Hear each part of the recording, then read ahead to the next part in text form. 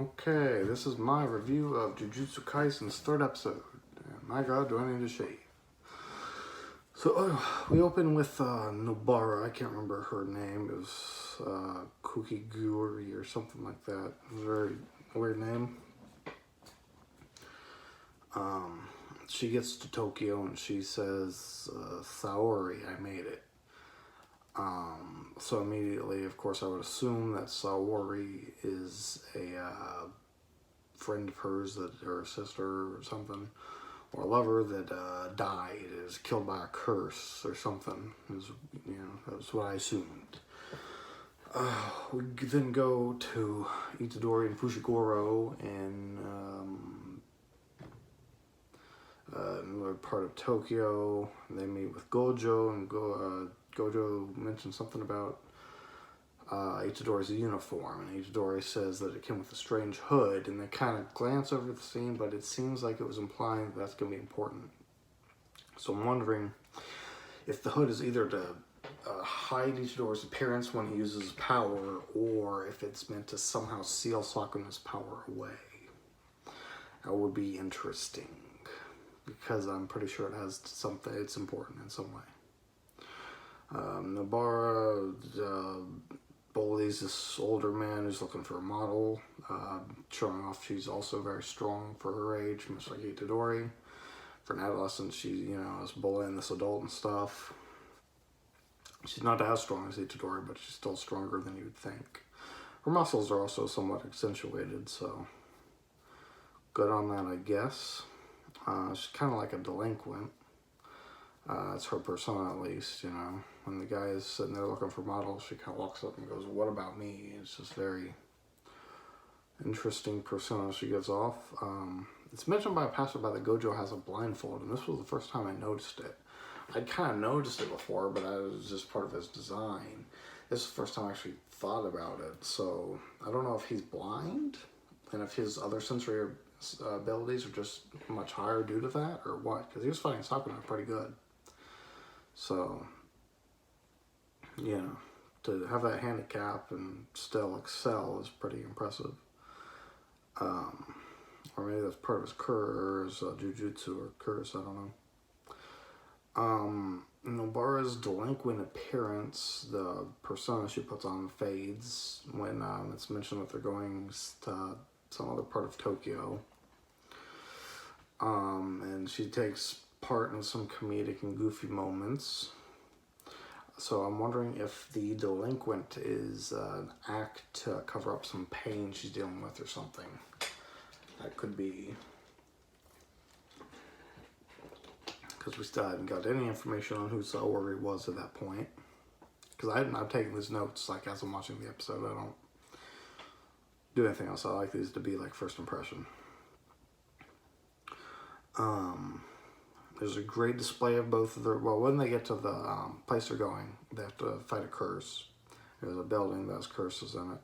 There's this great display of both their personalities when they're kind of entering the building. Itadori's running around door to door, is up on the wall looking on the doors, much like you would see in a movie Special Forces doing or something. And that gives me the idea that Itadori is doing that because he doesn't know what he's doing. This is his first mission. He has no idea what to do, whereas Nobara just kind of walks in confidently with her chest pumped out, and she's very intense. It's a great contrast there between an amateur and someone who actually knows what they're doing.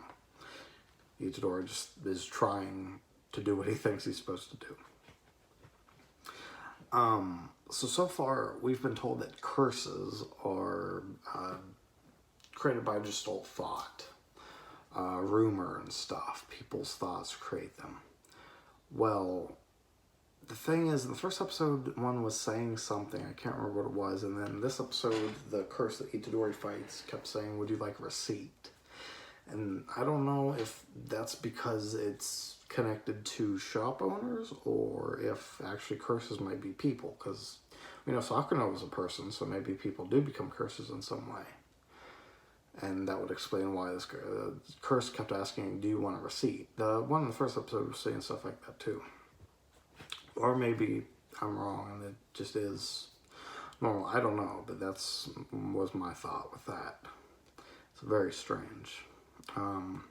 Nobara goes to fight a mannequin curse, and it's very clear that she dislikes curses. She kind of hates them, so I'm wondering if she has a history with them. Did they hurt someone close to her? Did they hurt her? Did they kill someone close to her? Because we never get any mention of her family.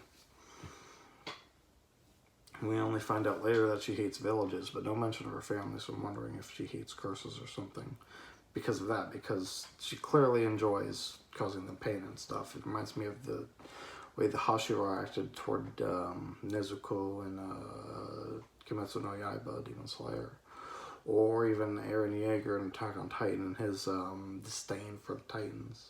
It's pretty common in shonen anime, shonen manga, for characters that have been fighting something for a long time and lost people to these things to really hate them. So that's why I'm wondering why she specifically hates them too. And it grows a bunch of eyes as she's killing it, and it really made me realize that this mangaka really loves eyes, in much the same way Koei Horikoshi loves drawing hands in My Hero Academia. This one loves drawing eyes. The eyes on Sakura, he has 4 eyes. There's a lot of eyes on the first curse that showed up. There's a lot of eyes on the one that Itadori killed in this episode. There's a lot of eyes on this mannequin. It's very clear that they love eyes. And in the scene where Nobara is killing the mannequin thing, she drives nails into its head and says, you better pull those out or my curse energy is going to fill you up and destroy you, or something like that. And I thought, man, if you really wanted to overanalyze, you could say that this is some kind of a rape metaphor. Like, she hates them so much that she's, I don't know, just being real aggressive with it. But again, if you want to overanalyze, you could say that. I'm not trying to overanalyze, it's just clear she likes to kill them and cause them pain.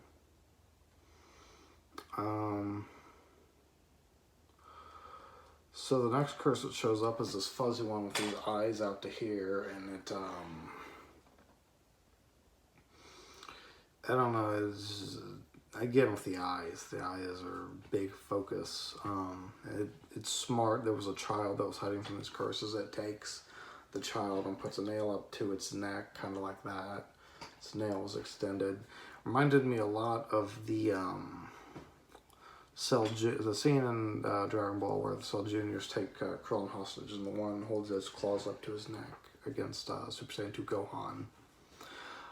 I don't know if that was intentional, but I could certainly believe that the mangaka was just rereading Dragon Ball, and that particular week he wrote this scene. He did come across that scene, and it kind of influenced it. I don't know. But it's interesting that the curses have some level of intelligence. They're a lot like Hollows and Bleach. I mean a lot. There's so many similarities. So I'm assuming this series is very inspired by Bleach, and I'm gonna probably sit here and draw comparisons between them in the future until it differentiates itself more. It's like Bleach if Bleach never stopped being slice of life.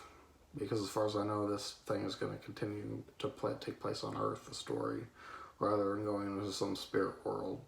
Bleach gets criticized a lot for losing that and becoming focused on just fighting Hollows and stuff. So it'll be interesting to see how this differentiates itself. Anyways, Nobara's power is really strong and I like it. I like it a lot more than Fushigoro's. She takes nails and hits them with a hammer, and the nails drive into shit.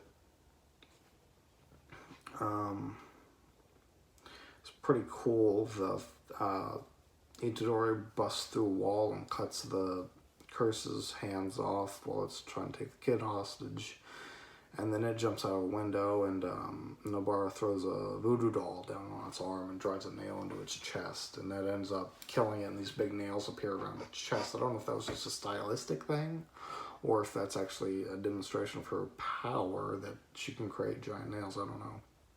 But it's a cool power. I like it a lot. You can do some creative things with it. She had a moderately sad backstory, I guess. Saori comes from Tokyo into her village and is kind of treated like an outcast. They dislike her because they think that she's an arrogant city person and looks down on them, so they all ostracize her and she ends up leaving. And because of that, Nobara hates the village that she grew up in. I don't know. It's weird. They don't explain whether or not Saori is alive. I'm assuming she's become a curse or something, because it would be the most tragic thing, but I don't know. They don't say. She's looking for Saori, so maybe she is still alive. Don't know if she's just a friend, or if she's her as a mother figure or big sister figure, or if she loves her. They didn't really explain that. She has the feeling, she feels for her, but they don't explain what those feelings are specifically.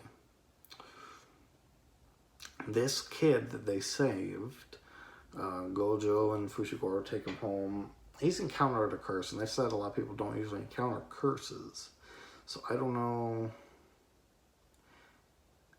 It didn't seem like everyone could see them, but I guess everyone can. They just don't normally encounter them. But with this kid, like, now that he's encountered a curse, what does that mean? Because he has knowledge of them. Is the Jujutsu Academy going to come after him when he gets older? Or are curses going to be attracted to him now? Or what's going to happen with that? I'm curious.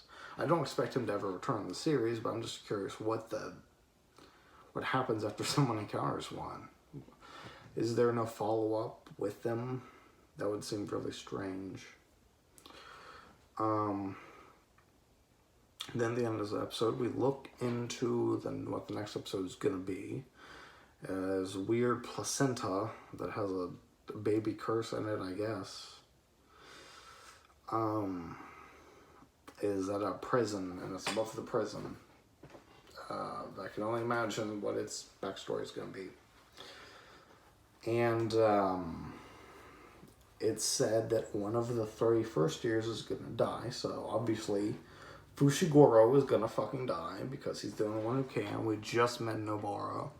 Itadori's not going to die because he's the protagonist, so that leaves Fushiguro, the veteran. Since it's not Gojo, you would assume Gojo, the mentor figure, would die like late in this season, but if it's this early, it's clearly not going to be Gojo because he still needs to mentor Itadori.